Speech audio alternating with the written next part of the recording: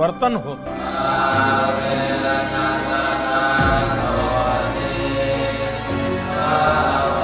भगवान बुद्ध ने हमें जीवन के लिए अष्टांग सूत्र 8 मंत्र दिए। सम्यक दृष्टि, सम्यक संकल्प, सम्यक वाणी, सम्यक कर्म, सम्यक आजीविका, सम्यक प्रयास, सम्यक मन, सम्यक समाधि यानी मन की एकाग्रता।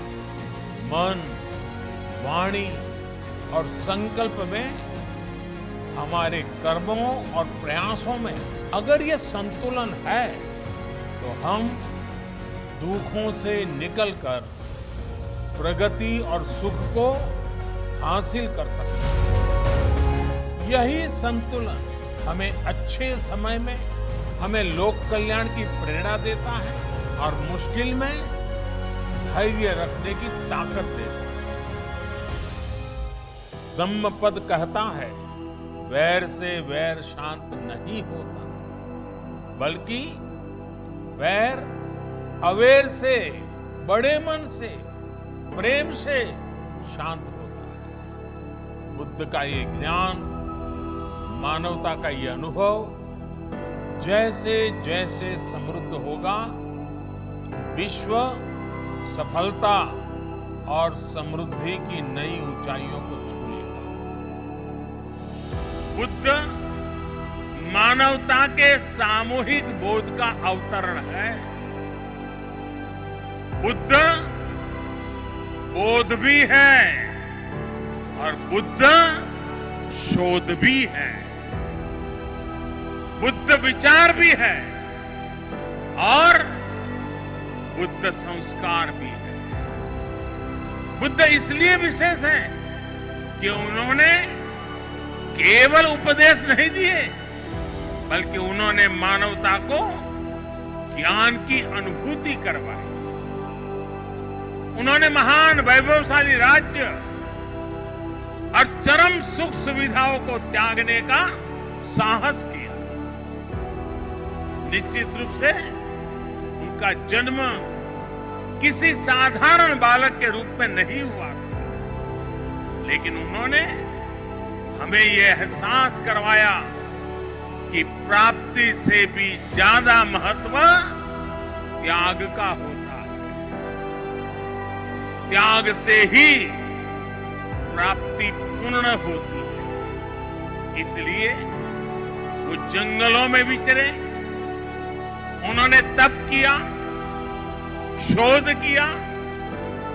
उस आत्मशोध के बाद जब वो ज्ञान के शिखर तक पहुंचे, तो भी उन्होंने किसी चमत्कार से लोगों का कल्याण करने का दावा कभी नहीं किया, बल्कि भगवान बुद्ध ने हमें वो रास्ता बताया जो उन्होंने खुद जिया था। उन्होंने हमें मंत्र दिया था, अप्पदीपो भव भिक्खवे, अप्पदीपो भव भिक्खवे, परीक्षा भिक्षवो, ग्राह्यम मद बचो न तू गौरवाद। अर्थात अपना दीपक स्वयं बनो, मेरे वचनों को भी मेरे प्रति आदर के कारण ग्रहण मत करो, बल्कि उनका परीक्षण करके उन्हें आत्मसात करो।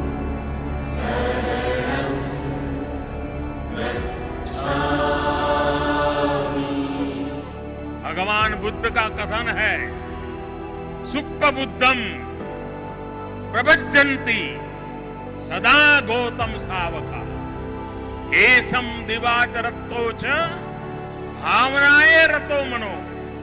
अर्थात जो हमेशा मैत्री भावना में, सद्भावना में लगे रहते हैं, गौतम के वे अनुयायी हमेशा जागृत रहते हैं। यानी वही बुद्ध के वास्तविक अनुयायी हैं। इसी भाव को लेकर आज हमें पूरी मानवता के लिए काम करना है। इसी भाव को लेकर हमें संसार में मैत्री भाव को मजबूत करना है। भगवान बुद्ध के प्रति जिस तरह का भाव और भक्ति हम सभी रखते हैं, शायद उसका बयां करने के लिए शब्द कम पड़ जाए। जैसे लोग मंत्र से मुग्ध तो होते ही हैं, वैसे ही हम बुद्ध से भी मुग्ध होते हैं। सिद्धार्थ से गौतम बुद्ध बनने की यात्रा,